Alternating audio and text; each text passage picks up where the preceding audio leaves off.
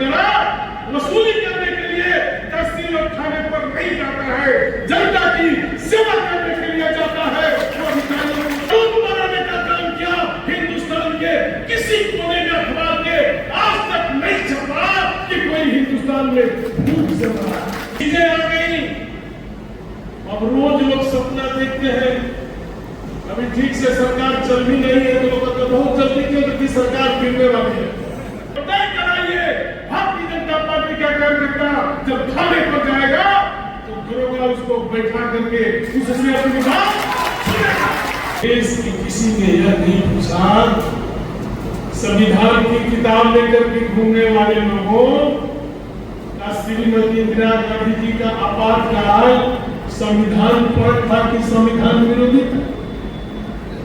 संविधान विरोधी था, लोकतंत्र की हत्या हुई।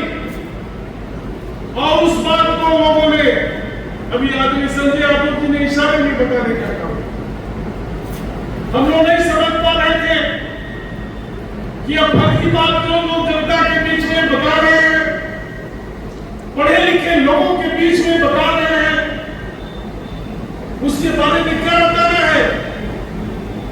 हम तो यह बताना चाहते हैं और बता दे रहे हैं। हम विपक्ष में थे विधायक जी, लेकिन उस वेदना को मैं देख रहा था। माननीय प्रधानमंत्री जी ने जो आयुष्मान कार्ड बनाया है, हिंदू हो चाहे मुसलमान हो, अगड़ा हो चाहे पिछड़ा हो, दलित हो चाहे शोषित हो, जब अस्पताल में जाता है तो दुनिया के किसी देश में यह सुविधा नहीं है कि 5 लाख की दवा का इंतजाम सरकारी खजाने से होगा। हिंदुस्तान के बाद किसी देश में नहीं। क्या इस बात को बताने की जरूरत थी?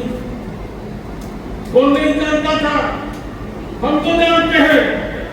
अच्छे अच्छे लोगों के माननीय अध्यक्ष जी, परिवार के लोग जब यहाँ से निकल के जाते हैं, बनारस जाते हैं, लखनऊ जाते हैं, तो साथ साथ यह भी कहते हैं देखो बनी आयुष्मान के सुविधा अस्पताल में बात की जाना। अच्छे अच्छे लोग, हम तो बधाई देना चाहते हैं माननीय मोदी जी को कि घोषणा कर दिया जिसकी उम्र 70 वर्ष की हो गई उसका इलाज भारत सरकार मुफ्त में करने का काम करेगी। यह बात बताने की थी, क्या यह बात बताने की थी? नेता लोगों, एक वो जमाना था जब अखबार में छपता था हिंदुस्तान में भूख से 1000 लोगों की मौत हो गई। छपता था कि नहीं छपता था? चाहे वो कांग्रेस पार्टी की सरकार हो और चाहे कांग्रेस पार्टी के विरोध में भी जो सरकारें बनी, उन सरकारों में भी कभी भूख से मरने वालों की तादाद नहीं घटी। लेकिन धन्यवाद देना चाहते हैं आदरणीय मोदी जी को, योगी जी को, कि उन्होंने कानून बनाने का काम किया। हिंदुस्तान के किसी कोने में अखबार के आज तक नहीं छपा कि कोई हिंदुस्तान में भूख से मरा। सबका हो तो बताइए, क्या जनता को यह नहीं पता? उन लोगों को, भाई हमारे संजय जायसवाल की माफ कीजिएगा, मैं भूल गया, शहर को शहर, गांव को गांव, इंदिरा आवास का जो नंबर पाठ होता था, प्रधानमंत्री योजना का जो आवास का नंबर पाठ होता, सरकार ने सुविधा दिया। अब तो हमारे शहरों में भी, नगरों में भी आवास बन रहे हैं। हमको वो भी दिन याद है कि तीज त्योहार पर एक हफ्ता पहले बड़े बड़े लोगों के मोटरसाइकिल के पीछे गैस का सिलेंडर बांध करके लाइन में मोटरसाइकिल खड़ी होती थी। और आज मोदी जी के राज में झोपड़ी में गैस का सिलेंडर दिखाई देता है कि नहीं देता है, ये अभी बताने की जरूरत हम तो नहीं समझ पाए। एक तरफ जहां भारतीय जनता पार्टी अपना काम कर रही थी, तो यह महसूस कर रही थी बताओ कि हमारी योजनाओं से आप जुड़ी हुई है। आप भारतीय जनता पार्टी के ऊपर कोई भी आप बताएंगे तो आप बगल में खड़ा रहने का काम करेंगे। और चुनाव में जो सबसे बड़ा खतरा हुआ, जिसके तरफ इशारा किया जिला अध्यक्ष ने, यह एक वोट जिसको सबसे डर लगता है आरक्षण का। आरक्षण नहीं रहेगा तो हम खत्म हो जाएंगे। आरक्षण का अगर अक्षर से पालन हुआ तो माननीय मोदी जी के और योगी जी के सरकार में हुआ, दूसरे सरकार में नहीं हुआ। मैं सरकार का मंत्री था, एक बार नहीं 2 बार। माननीय विधायक जी, तो बहन जी आती थी तो बाइक लाल क्यों भरती थी? अगर अक्षर से पालन किया आरक्षण का कांग्रेसी लोगों, तो बहन जी को बाइक लाल क्यों भरना पड़ता? भरती थी कि नहीं भरती थी? 5 साल तक बहन जी कोई नौकरी नहीं देती थी, न अगले को न पिछले को, बाइक लाल भरती थी। और नहीं समझ में आया लोगों को, लोगों ने वोट दे दिया, कुछ सीटें आ गई। अब रोज लोग सपना देखते हैं, अभी ठीक से सरकार चल भी नहीं है तो लोग कहते बहुत जल्दी क्यों की सरकार गिरने वाली है। अरे भाई, सरकार है कोई भारतीय के बगीचा का आम नहीं है कि ये सरकार है, इसको गिराने के लिए ताकत चाहिए और बनाने के लिए भी ताकत चाहिए। लड़ते लड़ते, घूमते घूमते, दौड़ते दौड़ते थक जाएंगे। राहुल गांधी देश के प्रधानमंत्री की कुर्सी पर नहीं बैठेंगे।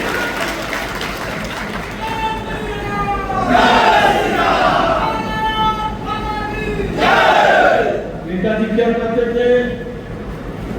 माननीय संजय जी, बहुत मौका मिला नेताजी के मन में बैठे। वो कहते थे हमारी सबसे बड़ी दुश्मन पार्टी है कांग्रेस पार्टी। अब इशारा किया भाई सुरेंद्र सिंह जी ने बाप बेटा के रिश्ते को, उसी का खमियाजा तो नाम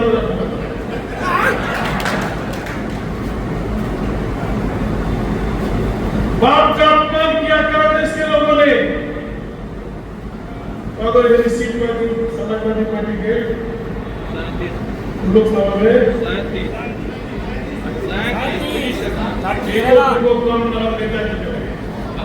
कितने रहे? 35 था। और यही कांग्रेसी जिसके गोद में बैठ के अंग्रेजी हाथ हिला रहे हैं, यही कांग्रेसियों ने सरकार बनाने के लिए जब राष्ट्रपति के यहाँ निमंत्रण आया था तो मुलायम सिंह को जाने से मना कर दिया। कितना बड़ा अपमान किया। और जो बेटा अपने बाप का अपमान का बदला नहीं ले सकता है, उसको बाप का बेटा कहलाने का अधिकार नहीं है। हम सार्वजनिक जयंती जी ने क्या काम किया? सही कहा सुरेंद्र सिंह जी, जो मोदी जी का, योगी जी का समर्थक है, वही सुरेंद्र जी का और संजय और नारायण का भाई है, बेटा है। उपस्थित लोगों, बहुत काम किया होगा आपने। तब आपने विधानसभा में जो वोट पाया था उसको आगे बढ़ाने का काम किया। यहाँ विपक्ष के पास कुछ नहीं है, मैं सबकी औकात जानता हूँ। जी संजय लोग बंद बना लेते हैं तो दीवान भी विधायक जी को भगा देता है और नारायण के अंदर कि भाई दीवान चौराहा पर दो बस गया, विधायक बड़ा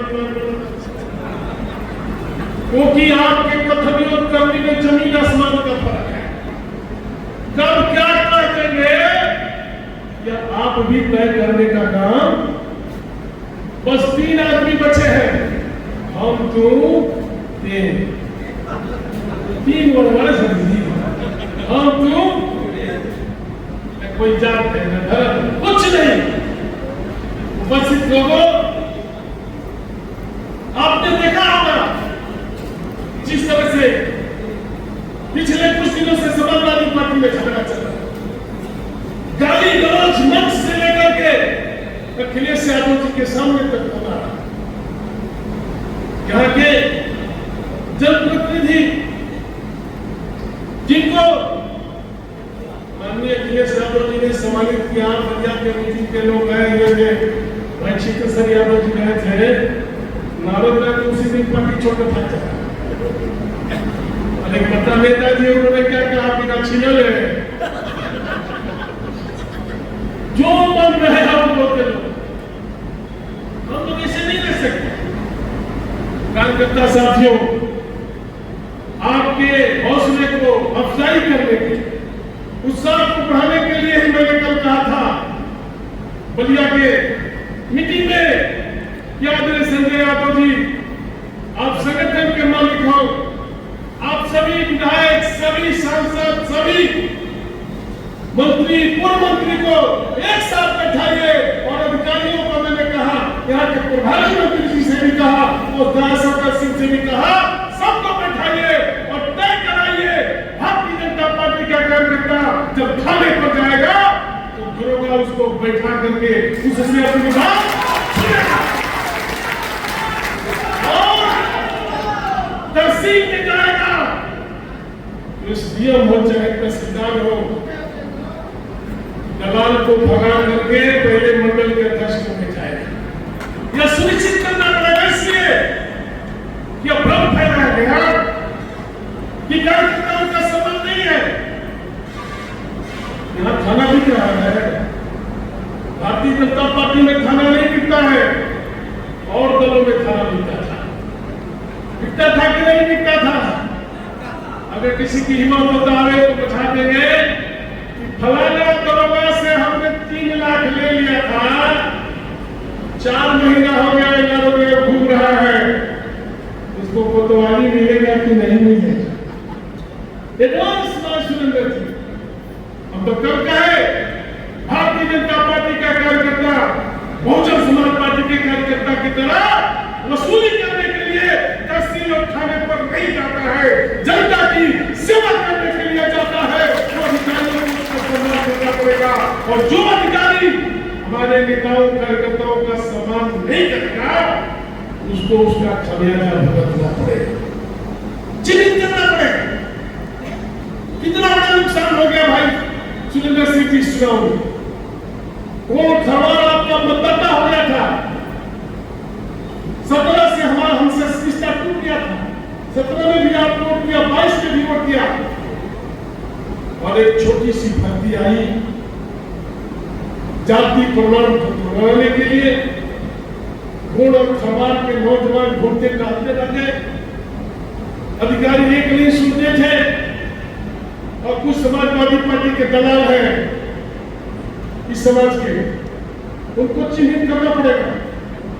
उन लोगों ने रुकवाने का काम किया है आपकी छवि खराब करने के लिए कि जाति प्रमाण पत्र बनेगा तब जब हम आपको कहेंगे। यहाँ भी है ना, पता नहीं सबके साथ ये सब करके तहसीलदार से बात करते हैं और कहते हैं कि देखिए मैं जिला का पदाधिकारी हूँ समाज का, मैं जिसको कहूंगा उसको दीजिएगा, 10,000 आप ले लीजिएगा और 5,000 यह करके हमारी छवि खराब किया गया। मैं बलिया तहसील में परसों गया था, एक और समाज का लड़का जो जज्जी बातचीत प्रमाण पत्र बनाना चाहता था, उसके बाप का जाति प्रमाण पत्र, उसके भाई का जाति प्रमाण पत्र, उसके चाचा का जाति प्रमाण पत्र, चाचा का बेटा का जाति प्रमाण पत्र, और उसका प्रमाण पत्र नहीं माननीय सांसद सनातन पांडे जी की बहू सी उस पर उसके खिलाफ रिपोर्ट लगाया। हम कह गए तहसीलदार साहब, एसडीएम साहब से कि जो अगर इस तरह की गंदगी फैलाएगा मैं जिला अध्यक्ष से और सरकार के मंत्री से बात करूंगा, और अगर आपने इस तरह के लोगों के खिलाफ कार्रवाई नहीं किया तो आपके खिलाफ कार्रवाई होगा, चाहे इसके लिए जहां भी जाना पड़ेगा जाने का काम किया जाएगा। एक बहुत बड़ा वोट आपसे अलग हो गया। इसी तरह से किस्तों में हम लोग कमजोर हो गए और परिणाम हमारे पक्ष में नहीं हुआ, लेकिन आप भरोसा रखिए संजय यादव पर, सिकंदरपुर के लोग बड़ा सौभाग्यशाली है कि आप संजय यादव जी से प्रतिनिधि पाए।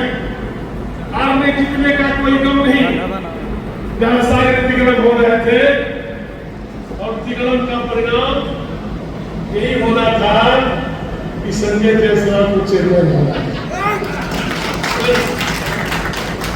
इसके सुचिंतक आज तक समझ में नहीं आया। यादव जी लोगों का कि मुसलमान जी लोगों का एक गलसा बांटा गया इस जमाने में कि लाल वाला होई तो छोड़ दिया और सफेद वाला होई तो हरियर वाला होई तो लौटा दिया। कहा गया था कि नहीं कहा गया था। हम तो जितना बढ़िया से सिकंदर को जानते हैं संजय जी, यहाँ के जनप्रतिनिधि जी नहीं जानते हैं। और जितना मैं उनको जानता हूँ उतना उनकी पत्नी भी उनको नहीं जानती। क्योंकि वो जमाना याद कीजिए जब आदरणीय रामचंद्र यादव सिंह और रामनाथ यादव जी 2-2 रुपया चुका के देते थे कि नहीं देते थे? सुरेंद्र भाई क्या हुआ रामचंद्र यादव जी के साथ पूरा बढ़िया जानता है। और तब रामचंद्र जी ने एक दिन हमसे कहा था नारद राय मिल्की कहे न मिल्की। 25 साल पहले मैं भी दुखी था क्योंकि कभी कुछ कहेगा कभी कहेगा नारद राय आपके लिए कुर्बान हो जाऊंगा, गौ का गोश्त खाने का बराबर हो जाएगा, सुअर का मांस खाने का बराबर हो जाएगा। थोड़े के बाद हाँ होता है। तो रामचंद्र जी ने हमसे कहा है दुनिया में नहीं लोगों को श्रद्धांजलि देता हूँ नारद राय दिल की कहेगा दिल, जो उसके दिल में हो किसी से नहीं बताएगा। और जनता के दिल में राज करने वाला संजय यादव आपको भी जानेगा और आपके साथ मिलकर के सिकंदरपुर का चतुर्मुखी विकास करने का काम करेंगे या भरोसा के साथ। आइए 2027 की तैयारी होनी चाहिए। क्या हुआ आज जीत लगी रहती है भाई सुरेंद्र सिंह जी ने कहा, लेकिन हारने का मतलब ये नहीं कि हम राजनीति हार गए। हम लोग राजनीति नहीं हारे हैं और चुनाव जीतेंगे तब जब आपका मनोबल हाई रहेगा, जब आपका सम्मान रहेगा। और आपका सम्मान कार्यकर्ता का सम्मान बिल्कुल सही है कि जितना भारतीय जनता पार्टी में है हिंदुस्तान के किसी राजनीतिक दल में नहीं। सही कहा दयालु मिश्रा जी हमारे जो प्रभारी है कल, दयालु मिश्रा जी तो जोगी जी के शपथ ग्रहण में गए थे। जब रास्ते में थे तो उनको फोन आया कि आप जल्दी मुख्यमंत्री आवास आ जाएंगे। रविंद्र जी बने कि नहीं बने मंत्री, कार्यकर्ता थे। मध्य प्रदेश के मुख्यमंत्री को पता नहीं था, राजस्थान के मुख्यमंत्री को पता नहीं था कि हमको मुख्यमंत्री बनना है। उसके विषय बन गए कि भारतीय जनता पार्टी में मेरिट के आधार पर फैसला होता है। यहाँ पर न कोई खरीद सकता है न नेता को कोई बेच सकता है। इसलिए मैं आग्रह करना चाहता हूँ कार्यकर्ता साथियों, आइए दिल से एक बार मन बना करके तैयार हो जाइए 2027 के लिए और आपका सम्मान सुरक्षित रहे, इसके लिए हम लोग हमेशा आपके साथ खड़े रहेंगे। एक बात है जो बात बीत गई गुलाब दो प्यारे, शाम हो गई चिराग और अंधेरा को छपना है। फिर 27 में भारतीय जनता पार्टी की सरकार बनेगी, योगी जी के नेतृत्व में मुख्यमंत्री बनेंगे। इस तैयारी के लिए आज ही से लग जाइए और उन कामों को जो काम माननीय मोदी जी और योगी जी ने किया है वो आप बताइए। और संविधान जिसकी हिफाजत करने के लिए माननीय मोदी जी ने राज्यसभा और लोकसभा में दूध का दूध पानी का पानी कर दिया। वो नहीं बोले राहुल गांधी। राहुल गांधी क्या कर रहा है सदन में हु हु हु हु। अरे नाचने के लिए कि सदन में आई ऐसा बात चेष्टा वाला है। विदेश में जाकर हम थी, विदेश में जाके देखते हैं साहब दूसरा कार्यक्रम वो हु हु कर रहा है। जब प्रधानमंत्री जी पूछ रहे हैं बताओ इमरजेंसी लगी तो लोग खतरे में पड़ा कि नहीं पड़ा, संविधान की धज्जियां उड़ी कि नहीं उड़ी, वो हु कर रहा है। इसलिए इन लोगों से सावधान रहिए, हर साजिश का जवाब देते रहिए। न संविधान बदलेगा और न आरक्षण बदलेगा तब तक जब तक देश में और प्रदेश में भारतीय जनता पार्टी की सरकार रहेगी। इन्हीं शब्दों के साथ पुनः आपको का स्वागत करता हूँ और भाई संजय यादव का दिल की गहराइयों से अभिनंदन करता हूँ कि आपके बीच में बुला करके सम्मानित कराने का काम किया और समय पर हमारे आबरू को बचाने का काम किया है। जीवन में जहाँ संजय यादव को जरूरत पड़ेगी एक भाई की तरह बगल में खड़ा लाना दिखाई देगा। बहुत बहुत धन्यवाद। जय